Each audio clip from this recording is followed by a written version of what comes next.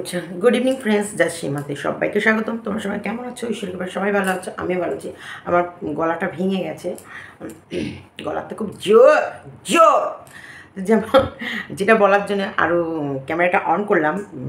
KP যে ওদের পাড়ায় গেছিলো, হ্যাঁ এই বিষয়টা তোমাদের কাছে তুলে ধরতে হতো, কিন্তু আমরা তুলে ধরিনি, এটা সিক্রেট রেখেছিলাম। এটা ভেবেছিলাম যে সবটাই তোমাদের কাছে এখন বলবো না, এটা ক্রমশ প্রকাশ্য থাকবে। ও যে লিখেছিল যে বাতকুল্লা যাচ্ছি, ও কিন্তু বাতকুল্লায় গেছিলো, এবং এই গল্পটা, ওর এই সংক্রান্ত গল্প আমার মনে হয় ও এমন কারোর কাছে করেছে যেটা দালাল অবধি খবরটা একটু হলেও পৌঁছে গেছে। সেই জন্য দালাল কিন্তু বলতে বসেছে যে মিনার যে ওখানে গিয়েছিল, তারপর যে কী কর্মকাণ্ড হলো সেটা সন্দীপ চেপে গেল কেন, এটা তো বলবো। তার আগে বলি, হ্যাঁ রে দালাল, তুই বাচ্চার জন্ম না দিয়ে তুই এত বুঝে গেছিস, এত জানিস কোন সময় বাচ্চার নাম লিখতে শিখে যায়, কোন সময় বাচ্চা নার্সারিতে পড়ে। ও না না, তোর আবার মনে পড়েছিল যে তুই জানিস তোর পনের মধ্যে খচাক তোর একটা বাম্বু ঘুষিয়ে দেওয়া হবে। সেই জন্য বলছিস না, এই ব্যাপারে আমার পার্সোনাল অভিজ্ঞতা নেই, যদিও আমি না এরকম বাচ্চা পড়িয়েছি, না আমার এরকম বাচ্চাকে স্কুলে দিয়েছি। এই সময় বাচ্চারা কখনোই, ওর সবে 3 বছর কমপ্লিট হয়েছে, এইবার 4-এ উঠবে, তাহলে ও এখন ওই পেনের অওয়ার উপর দিয়েই ও হাতই বোলাবে। আমরা প্রেশার দিয়ে পড়াশোনাকে বিশ্বাস করি না। না, মেরে ধরে পড়ানো, তারপর পড়ার প্রতি ভয় ভীতি আনা, এটা একদম অনুচিত কাজ। যেটা কৃষাণু করছে সেটা অবশ্যই করা উচিত। তা দালালকে বলি, তোর হুঁশ নেই? ওর মা প্রেম করে বেড়াচ্ছে বাচ্চাকে ফেলে রেখে, সেই বাচ্চা মা ছাড়া রয়েছে 11 মাস, সে বাচ্চাটাকে মন ভুলিয়ে আদর করে যত্ন করে, সে যেন মায়ের জন্য কষ্ট না পায়, সে যেন মানে পড়ার প্রতি ভয় না আসে। সে হঠাৎ করে দেখছে একটা বাড়ির ভেতর থেকে তার মা গায়েব, সে তো জানে না তার মায়ের শরীরে প্রচুর আগুন, সে আগুনটা নেমানোর জন্য প্রেমিকের কাছে গেছে। কিন্তু এই যে চোখটা ফোটার পর যেই সময় মাকে স্কুলে নিয়ে যেতে হয়, সেই সময় ঠাম্মি বাবা কোনো মতে বাচ্চাটার যাতে মনের দিক থেকে, ওর মনের ব্যাপারটা, প্রথম পড়াশোনা না, প্রথম বাচ্চার মন কী চাইছে, শিশু মনটা কী চাইছে, সেটা বুঝে বুঝে ওর সঙ্গে চলা, এটা শেখাবে না? এদিকে খেয়াল রাখবে না? নাকি পড়ার প্রেশার দিয়ে বাচ্চাটাকে অসুস্থ করে দেবে, বাচ্চাটাকে মেন্টাল ডিসঅর্ডার করে দেবে, বাচ্চাটাকে ওই যে সাইকো, যে এখন বেশিরভাগ বাচ্চাদেরকে মা বাবা পরিবারের লোকরা পড়াশোনায় এত প্রেশার দেয়, বাচ্চাদের শিশু সুলভ জীবনটা নষ্ট হয়ে যাচ্ছে। সে জায়গায় বলবো কৃষাণু খুব আরামসে বড় হচ্ছে। আর হ্যাঁ, সন্দীপ যেটা বলেছে, সন্দীপ জানে এই লেখাগুলো লিখবে, কিন্তু পরিষ্কারও করতে হবে সবার বাড়িতে। আমাদের তো বললাম, মাম্পি যে সাইজ ছিল সেখানে দাঁড়িয়ে লিখতো, অর্ক যে সাইজ ছিল সেখানে দাঁড়িয়ে লিখতো। আমরা তো বাড়ি রঙই করেছিলাম না, চুন লাগানো ছিল আমাদের বাড়িতে। এই ঘরটা চুন লাগানো ছিল, বাইরেটা হোয়াইট সিমেন্ট লাগানো ছিল।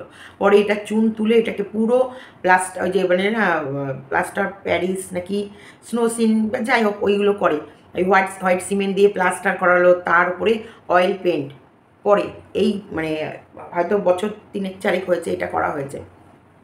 তোমরা মনে হয়, আমার মনে হয় ভিডিওর ভেতরে থাকলে দেখতে পাবে। এই ভিডিও করতে করতেই অনেক সময় হচ্ছে আমি ভিডিও করতে পারিনি, এই রং হচ্ছিলো বলে ঘর। তো এইগুলো সব বাড়িতে হয়, আর এগুলো ন্যাচারালিও বলবেই, আমরাই বলবো। যখন বাচ্চারা একটা ঘর তৈরি হয়, তার উপরে যখন আঁকিঝুঁকি করে তখন বলবেই। আমাকে বলবে না? মাম্পি অর্ককে বলবে না? তখন ছোটোবেলায় কী করেছিস দেয়ালটাকে আঁকিঝুঁকি দিয়ে? ইয়ে রাম, কৃষাণু তো যখন ওই হোয়াইট সিমেন্টগুলো ছিল, একদিকে করতো, একদিকে গিয়ে দৌড়ে গিয়ে চামচ দিয়ে এই দিয়ে ওই দিয়ে খুঁচিয়ে তুলে দিত, অনেক করতো। এগুলো করে, সব বাচ্চারা করে, আর এটাই স্বাভাবিক। কারণ এইতে না পেন্সিল দিয়ে গুঁতো মারলে, যেহেতু ওই হোয়াইট সিমেন্টগুলো ভীষণ নরম হয়, ওই সিমেন্টের মতো তো কংক্রিট নয়, এগুলো একটা খোঁচাখুচি মারলে কিন্তু খুঁড়ে চলে আসে। এইগুলো বলবে না তো কে বলবে? তবে টেপি কালকে বাতকুলায় গিয়ে কী হচ্ছে সেটা বলছি অবশ্যই। ধরো ধরো, তোমাদের বিরিয়ানি খাওয়াবো বলেছি, ধরিচ? ধরো, ওই দড়ি বসে থাকো।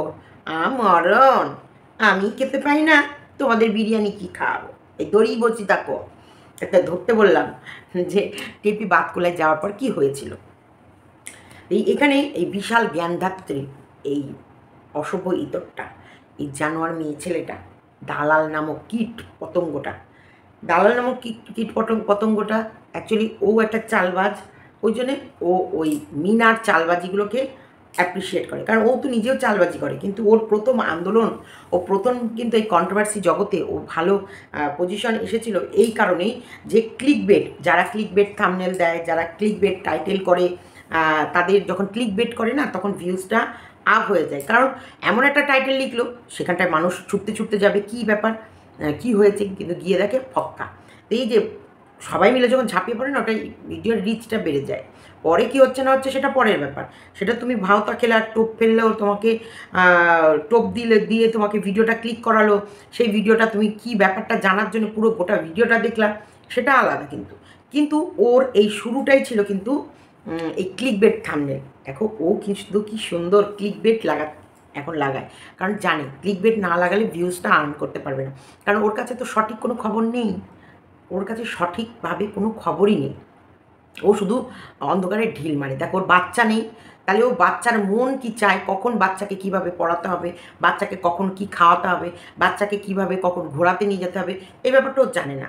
কিন্তু অথচ বাচ্চা নিয়েও জ্ঞান দেবেই দেবে, কারণ সন্দীপকে কিছু বলাটা অত সহজ না, কিন্তু সন্দীপকে ছোট করার জন্য ওই বাচ্চাটাকে সামনে আনতেই হবে, যে বাচ্চা রং করেছিল সেটা সন্দীপ কেন বললো। আরে ভাই বলবে না, বাচ্চাদেরকে তো বলতে হবে, তবেই তো শিখবে যে এটা দেয়ালটা সুন্দর করা আছে, তুমি এর ভেতরে এঁকো না, লিখো না, দাগ দিও না, এগুলো দিলে দেখতে বাজে লাগছে, এগুলো বলতে হবে। যেমন নোংরা ঘেঁটো না, বাইরে যেও না, এইদিকে তাকিও না, ওটা ফেলো না, এটা এই সেই মাকড়সায় হাত দিও না, শুয়োপোকা ছুঁয়ো না, এগুলো তো বাচ্চাদেরকে বলতেই হবে। না বললে শিখবে কী করে? তোমরা বলো, না বললে শিখবে কী করে? ওরা ভুলভাল কাজ করবে। আর পড়াশোনার ক্ষেত্রে আমি অল টাইমই বলবো, শিশুদের শিশুর মতো বাঁচতে দাও, শিশুদেরকে শিশু টাইমটা, এই খেলার টাইমটা, এই শিশু সুলভ সময়টা পড়ার ব্যারিগেটে এনে নষ্ট করো না। ম্যাচুরিটি এলে না অটোমেটিক সব শিখবে, অটোমেটিক। এই যে ওর যখনই 5, 4, 5 কি 6-এ 1-এ ভর্তি করা উচিত, 5 একদম পারফেক্ট টাইম, 5 বছর হবে ক্লাস 1-এ ভর্তি হবে, কারণ তার আগে এই যেগুলো খেলা করে অ আ হ্রস্ব দীর্ঘ, ওই হ্রস্ব দীর্ঘর সঙ্গে জাস্ট এখন বন্ধুত্ব করানো হচ্ছে, এর বাইরে কিছু না। এখন ওর অক্ষরের সঙ্গে বন্ধুত্ব হবে, আর এই অক্ষরের সঙ্গে যদি বন্ধুত্ব না করো, যদি শত্রু ভেবে ফেলে, তাহলে ওর জীবনে ওইগুলোকে আর বন্ধু ভাববে না, পড়াশোনা কিছু মাথায় ঢুকবে না।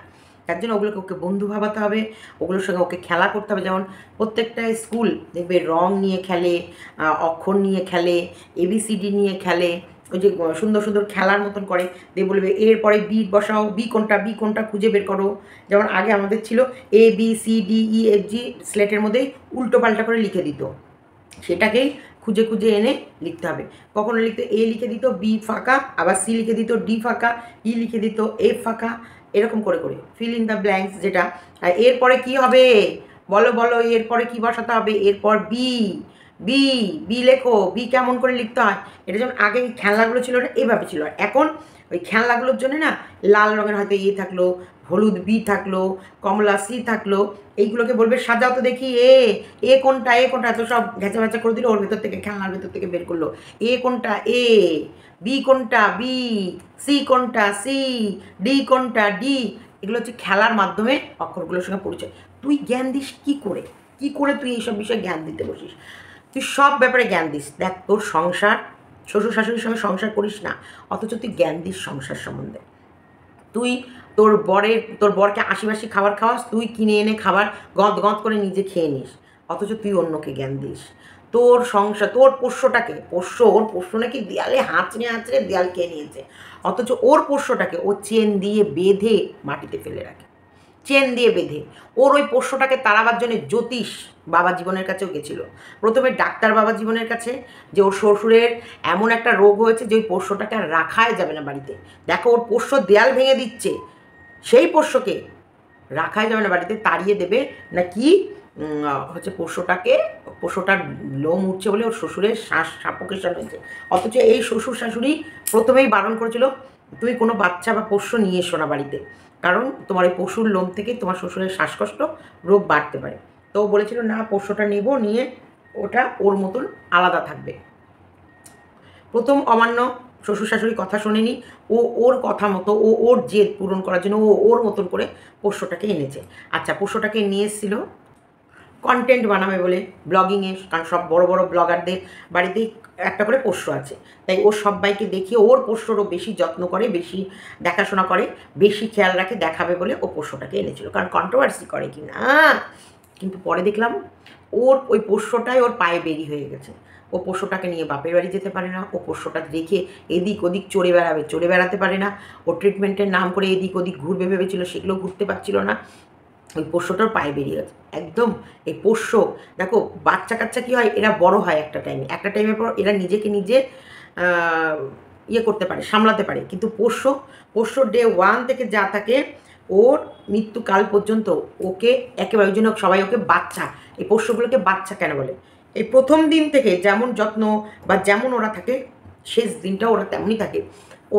ওরা যখন মালিককে ভালোবেসে ফেলে, তাকে ছাড়া ওরা থাকতে পারে না, তার খাবার ছাড়া খেতে পারে না, তারপরে বাইরে যে কোনো মানুষের সঙ্গে অ্যাডজাস্ট করতে পারে না, তারপরে তোমার অনেক অনেক প্রবলেম আছে। ওরা নিজেরা কিছু করতে পারে না, ওদের শরীর খারাপ ওরা বলতে পারে না, ওদের খাবার ওরা নিজে খেতে পারে না, অনেক প্রবলেম আছে। একটা পোষ্য মানুষ করতে গেলে না অনেক অনেক ত্যাগ আছে। বুকের ওপরে পাথর রেখেও তোমার অনেক বড় প্রবলেম এসেছে, তোমার হয়তো সেখানে যাওয়া জরুরি হতে পারে, কিন্তু তোমার সেখানে তুমি যেতে পারছো না, তার কারণ তোমার পায়ে বেরি, হয়তো বাড়িতে কেউ নেই, বা সেই সময় পোষ্যটাকে দেখার মতো তুমি লোক পাচ্ছ না, তুমি সেখানে যেতে পারছো না। আবার সবাই কোথাও ট্যুরে যাবা, বাড়ি শুদ্ধ লোক চলে যেতে পারবে না, পোষ্যটাকে দেখাশোনা করার জন্য কাউকে না কাউকে রাখতেই হবে। তো এগুলো একদম ন্যাচারালিটি এর মধ্যেই পড়ে, এর বাইরে কিচ্ছু না। তা আমরা সবসময় বিস্কুটের খেয়াল কীভাবে রাখি, আমি তো ব্লগার নই, তবুও মাম্পির ভিডিও থেকে, আমার ভিডিও থেকে তোমরা দেখেই নিতে পারো যে বিস্কুট আমার বাড়িতে কিভাবে আছে, কেমন করে রাখা হয়। যে এই যে জ্ঞানদাত্রী জ্ঞান দিতে বসলো, আমার না মনে হয় ওর মাথার মধ্যে চ্যাটাস চ্যাটাস চ্যাটাস করে একবারে বাঁশ দিয়ে এবারে দিই, ওর স্মৃতিশক্তি একবারে মানে ঘেটে করে দিই। ওর মাকে বল, এই তুই যে বাচ্চাটাকে রেখে নগরের সঙ্গে গুজগুজ গুজগুজ গুদুগুদু গুতুগুতি করছিলি, লজ্জা করে না? লজ্জা করেনি? নির্লজ্জ বেহায়া, লজ্জা করেনি? যে এই দুধের শিশু, বরং সন্দীপরা অনেক যত্নে রেখেছে, অনেক যত্নে। ও পাড়ায় ঢুকতে পারবে? ওই বাতকুল্লা লিখেছিল, চেষ্টা করেছিল, বাঁশ দিয়ে পিটানো হয়েছে, বাঁশ। পাড়ার প্রতিবেশীর লোকরা সব রেডি। ওই যেমন দেখেছিলে তো, যখন মাল নিতে গেছিলো, মাল রিকভারি করতে গেছিলো, কীভাবে পাড়ার লোক ঝাঁপিয়ে পড়েছিল, ওই রকমভাবে পাড়ার লোক ওকে বাঁশ দিয়ে মারবে বলে সব রেডি হয়েছিল। ওই ভয়ে বাতকুলার দিকে গাড়ি ঢুকাতে গিয়েও ঢুকাতে পারেনি, কারণ ওদের কাছে পাড়ায় যেমন শত্রু থাকে, পাড়ায় যেমন তোমার মিত্র থাকে, তোমার তো কেউ না কেউ শত্রুও থাকবে। ওরা বাতকুল্লা যাবে বলে খবরও পাঠিয়েছিল। এই কথাটা তোমাদের কাছে আমরা চেপে গেছি, কিন্তু ও বাতকুলায় যেতে পারেনি। বাতকুলা সন্দীপদেরই মানে প্রতিবেশীর ভেতরে কেউ একজন খবর দিয়েছে, খবরদার এসো না, সবাই পাড়া প্রতিবেশীরা সবাই রেডি আছে, আসলেই বাঁশ দিয়ে তোমাদের মারবে, বাঁশ দিয়ে মেরে একদম তক্তা বানিয়ে দেবে, শিগগিরই পালাও, তোমরা ভুল করেও এই দিকে ঘুরো না।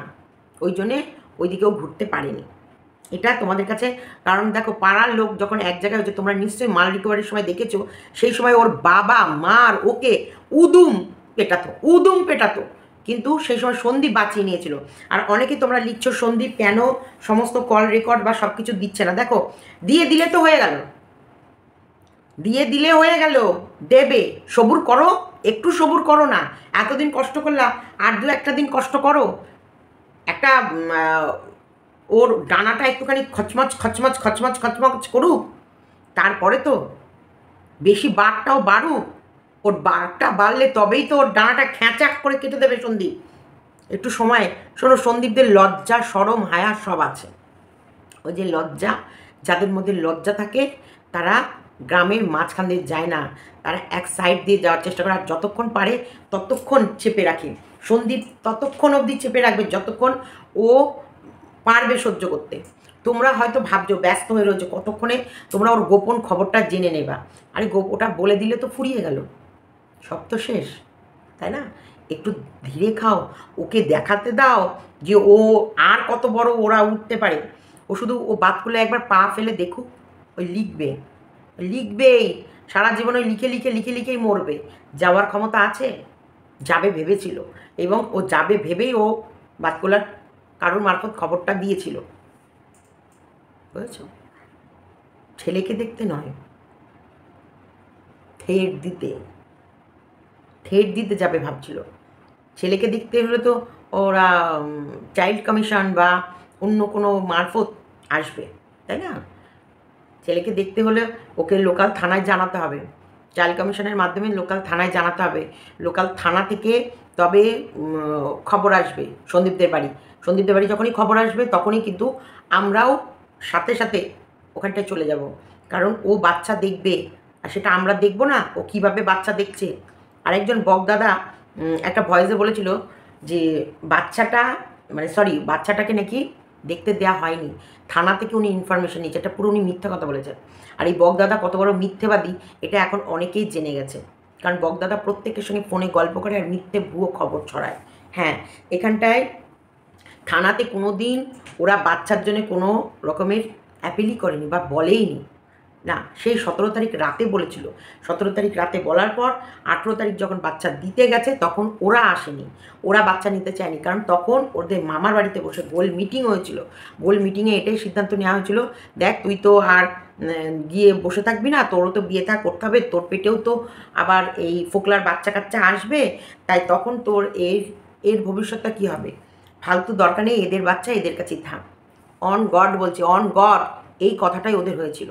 এবং এই কথাটা ওর ঠাকমা অন্য জায়গায় পাস করে দিয়েছে যে ওরা আর বাচ্চা নেবে না, কারণ যার বাচ্চা তার কাছেই থাক।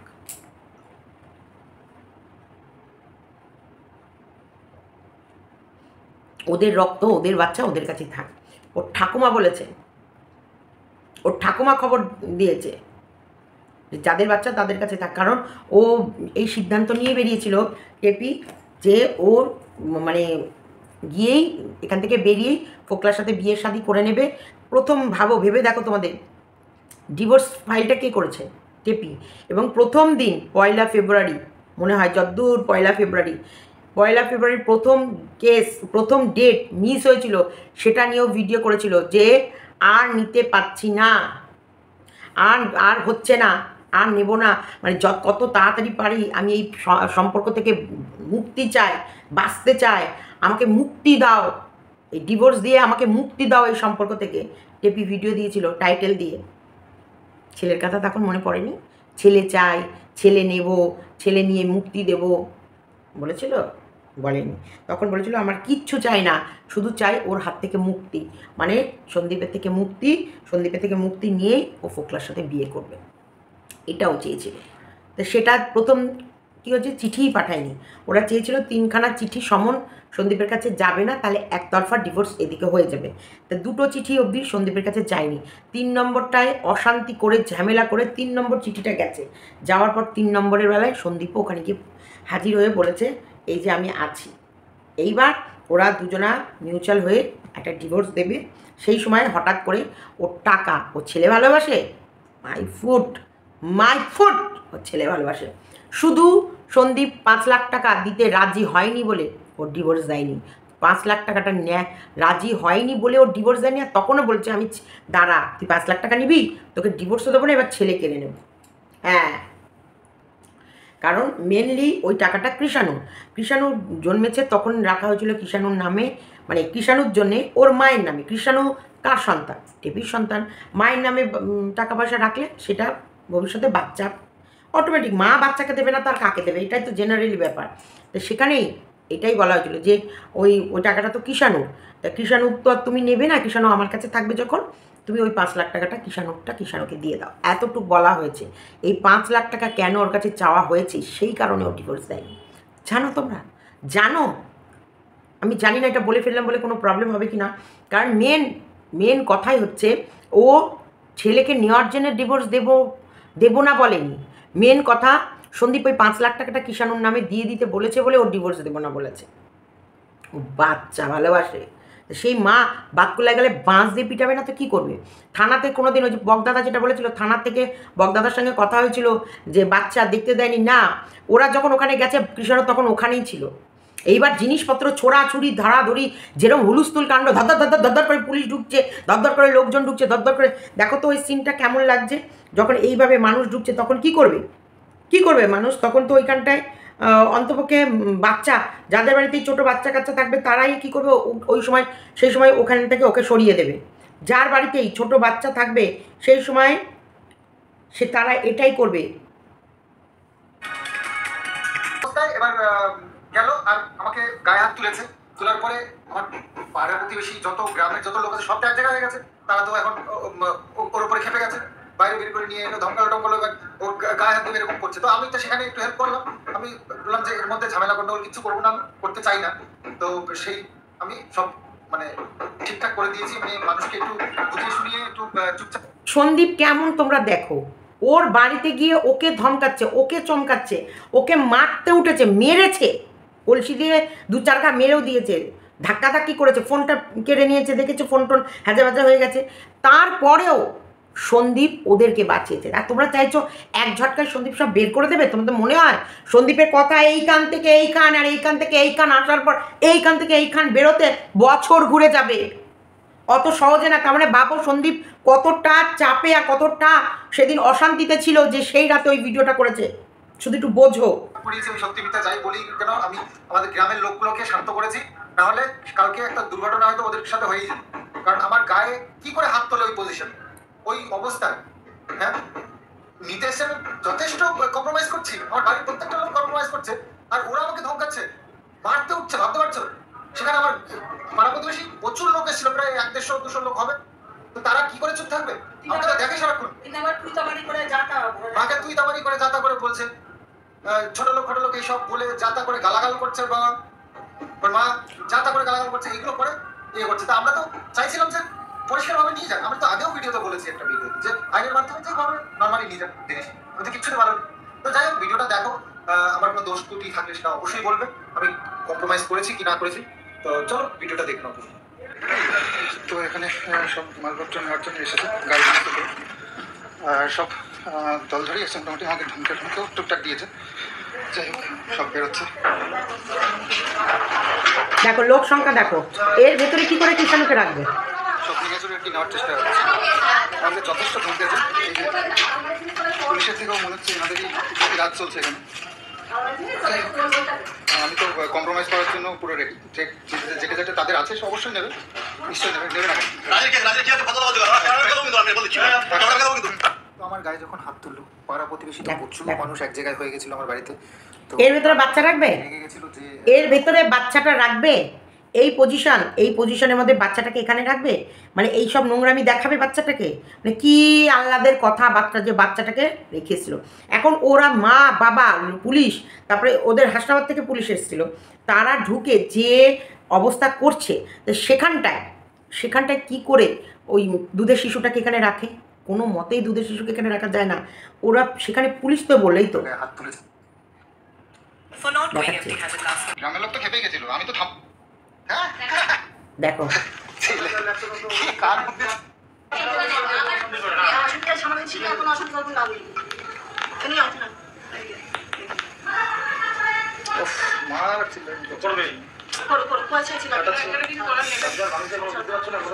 সংসার আজকে ভাঙেনি। মা তুমি তোমার সন্তান ছেলে কোথায়?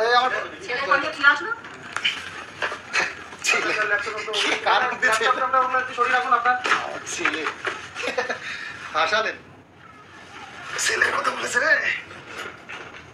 ছেলে তো আমার, ছেলের কথা বললে ওকে দেখাবো না বলে। হ্যাঁ ঠিক ঠিক, একদম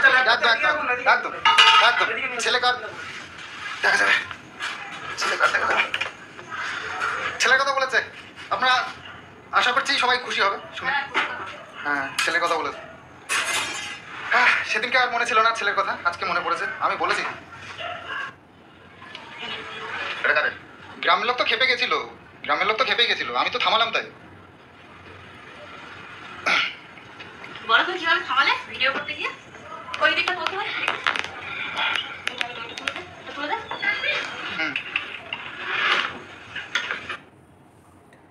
শুনেছো কই একবারও ওর মা বললো যে আমার ছেলেকে আমি দেখতে চাই, আমার ছেলেকে আমার কাছে এনে দাও, আমি আমার ছেলে মালপত্র নিয়ে চাই না নিই, আমার ছেলেকে আমার কাছে এনে দাও?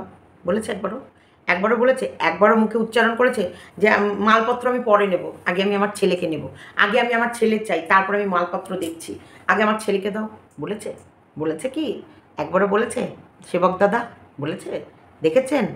ছেলেকে ওই যে ছেলেকে দিয়ে এলো, কি এই নোংরা পরিবেশে ছেলেকে রাখবে? আপনি বলুন না। একটা বাচ্চার মনের উপরে কী প্রভাব পড়বে এই পরিবেশের ভেতরে ছেলেটাকে রাখলে? কী প্রভাব পড়বে? ও কি বোঝে? ও কি জানে? ও কি ইয়ে করবে? তার ভেতরে বলছে ছেলেটা যখন বলছে যে বাচ্চা আছে, বাচ্চা বলছে ওই যে বাচ্চা দিয়ে এলো।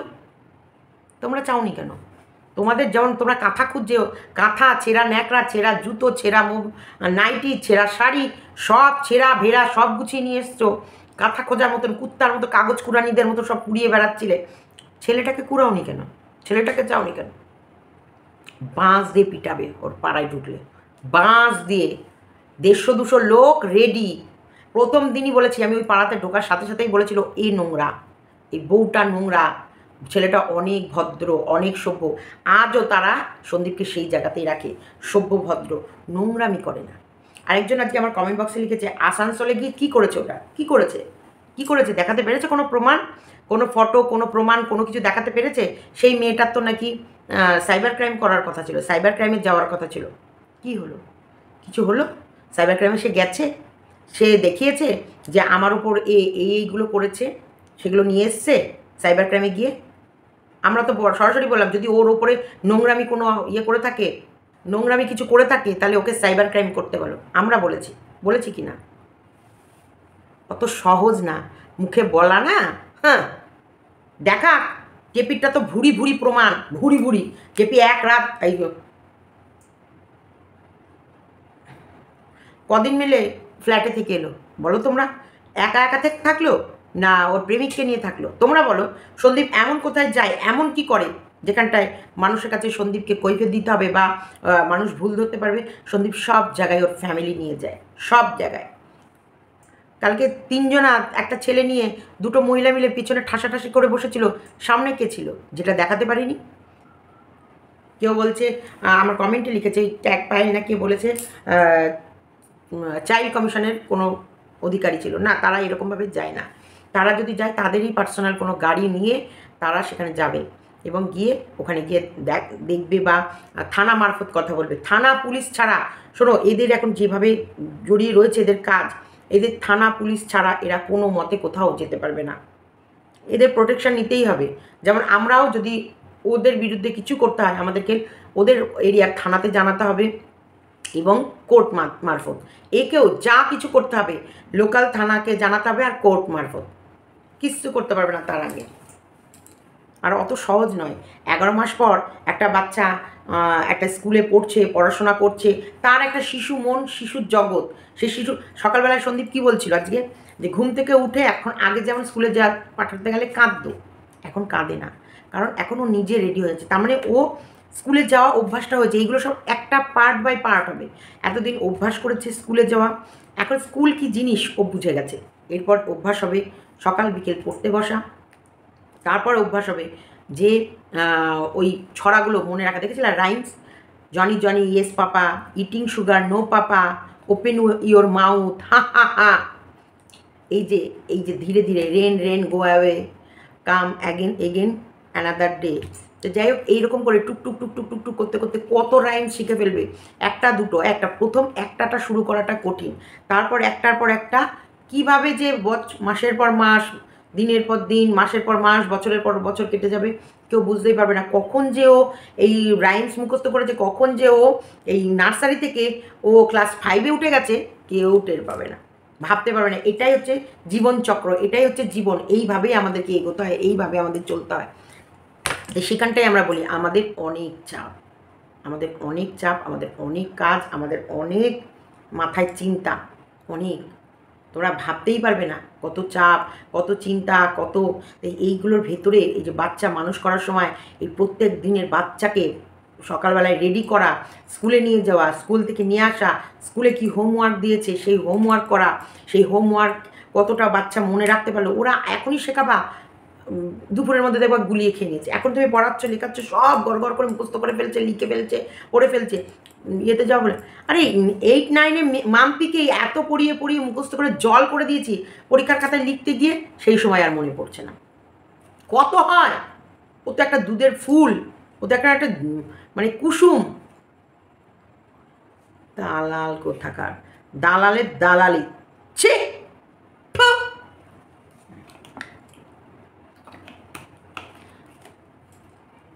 আগে জন্ম দিতিস, তারপর জ্ঞান মারতিস, দেখতিস সবাই শুনতো। এইখানটায় বাবা, মা মেয়ে মনে হচ্ছে কাগজ কুড়াচ্ছে। যেমন রাস্তায় দেখা যায় না, বস্তা কাঁধে নিয়ে কাগজ বা প্লাস্টিক বোতল কুড়ায়, ওরা ঠিক সেইভাবে দুজন বস্তা হাতে নিয়ে কুড়িয়ে বেড়াচ্ছে। ভিডিওটা ভালো লাগে লাইক, কমেন্ট, শেয়ার এবং চ্যানেলটিকে সাবস্ক্রাইব করে নিও।